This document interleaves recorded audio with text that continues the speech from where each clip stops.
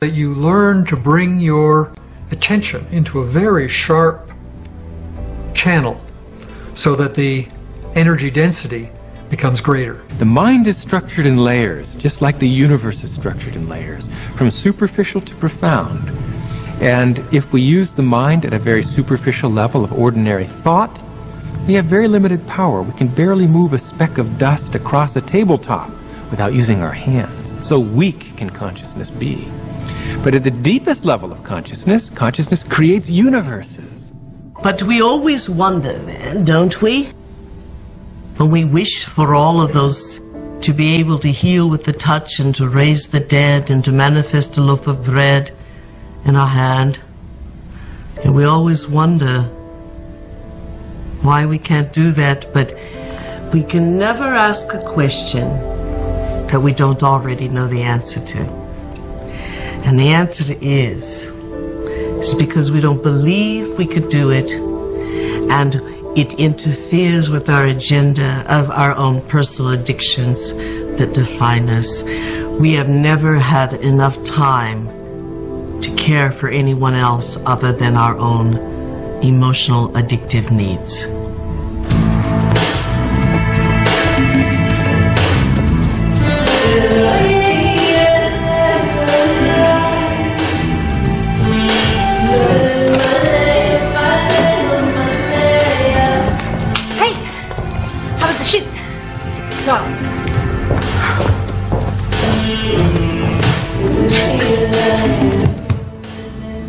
Your boss called.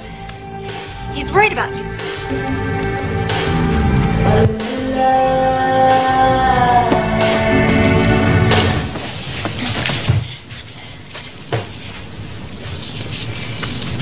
Amanda, I want to thank you for letting me stay here. I know I'm a bit much sometimes, and that it's been tough after Bob and all.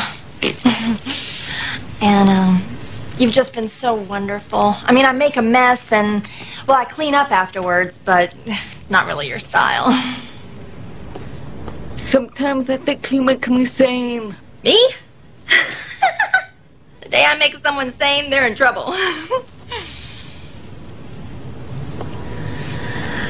Anyway, I made you something as a thank you gift.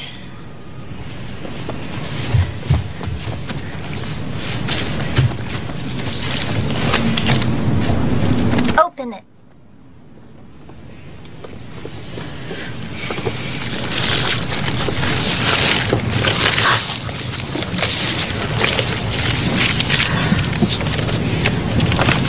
I went through your pictures and picked my favorite ones. And it took me forever because there's so many good ones.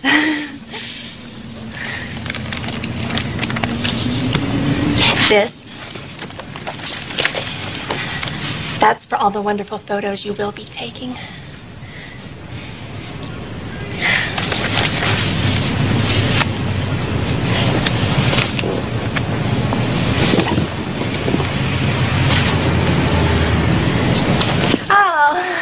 I've had a strange day. Thank you.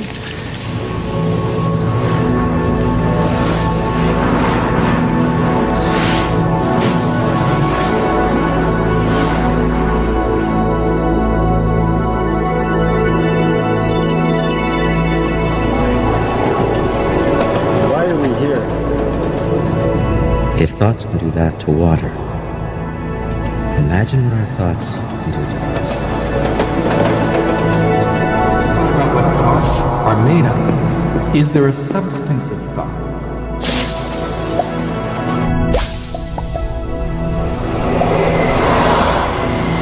This is a dream that I'm dreaming. Just as in a dream, you dream different characters can emerge and come out to you and talk to you and meet you and so forth. It's possible to go to another level of dreaming where you can become each of the characters that you dream. Go backward and forward in time. Time is relative. It goes backwards in time, and then forward in time. Time was not absolute. Information. Time reversal symmetry. Of course we can go backward and forward in time. Occurred when all realities in the quantum field existing simultaneously? the actual event of experience. There literally are different worlds in which we live. There's the macroscopic world that we see. There's the world of our cells. There's the world of our atoms. There's the world of our nuclei. These are each totally different worlds. They have their own language. They have their own mathematics. They're not just smaller. Each is totally different. But they're complementary. Because I am my atoms, but I am also my cells. I'm also my macroscopic physiology. It's all true. They're just different levels of truth. The deepest level of truth uncovered by science and by philosophy is the fundamental truth of unity. At that deepest subnuclear level of our reality, you and I are literally one. This gradually led into some notions that there was an invisible connection between everything.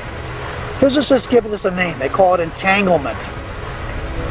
As Einstein put it, he didn't believe that quantum mechanics could be true because it required that there be spooky action at a distance. That was his term. And what he meant is that when we have our ordinary sense of the way that the fabric of reality is, it seems like these two places are absolutely in space, they're separate, and never the twain shall meet. But in fact, it's not true. At some deeper level that we can't see with our eyes very clearly, two places in space are the same.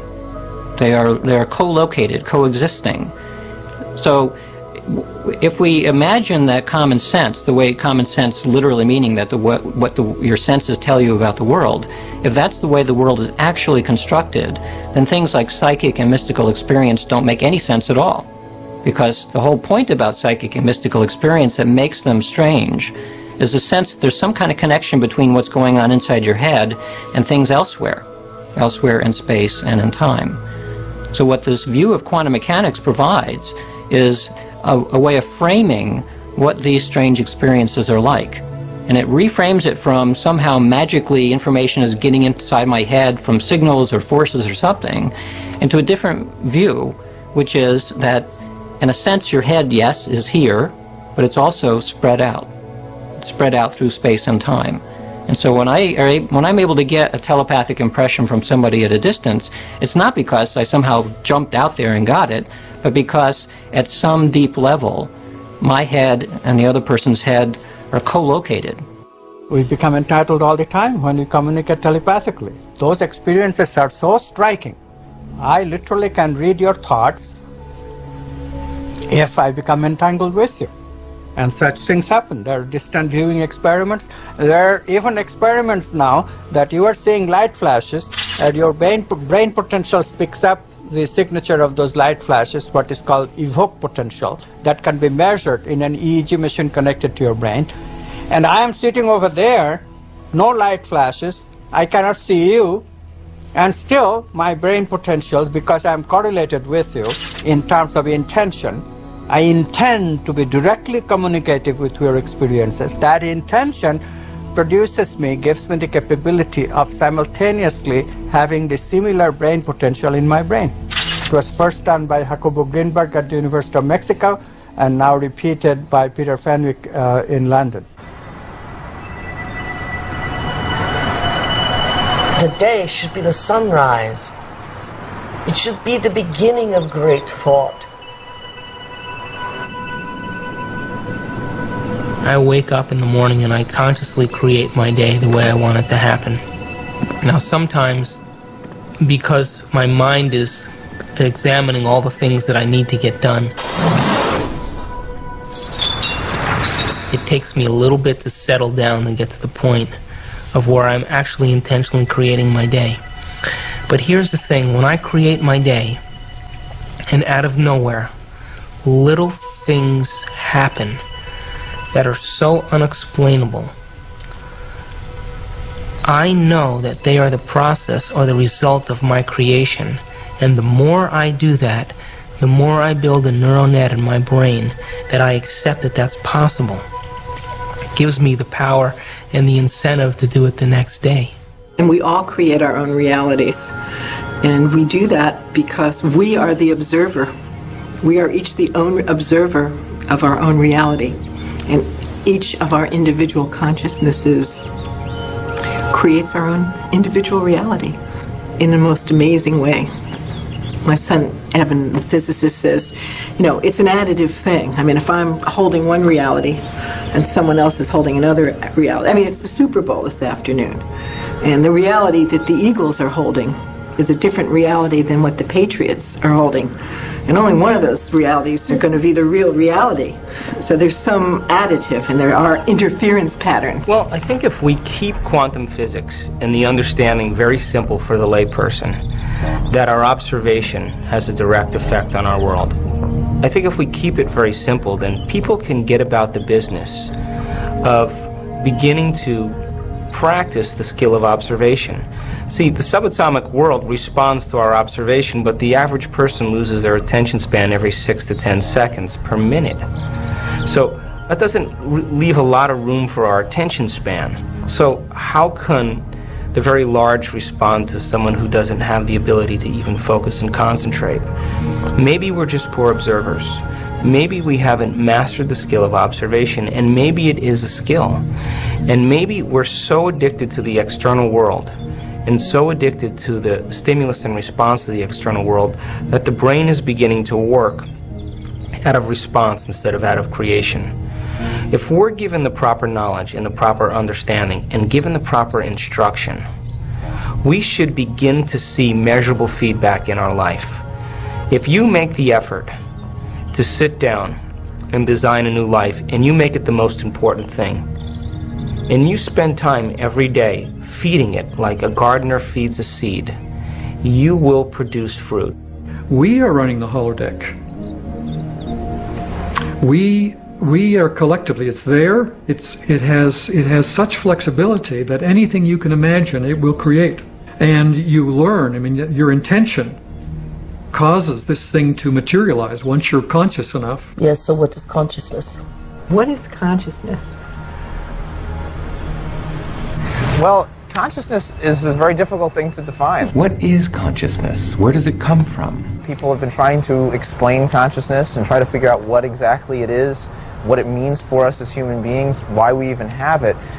On a simple way of defining it is it has to do with awareness, and in particular it has to do with awareness of the self. That's at least how we as human beings have self-consciousness, so that when we look in a mirror we recognize that it's ourselves that we're looking at and not some other person or some other animal. And do you think science will understand that better than having to handle a hot potato called consciousness that has so much cultish religion, backwater voodoo attached to it?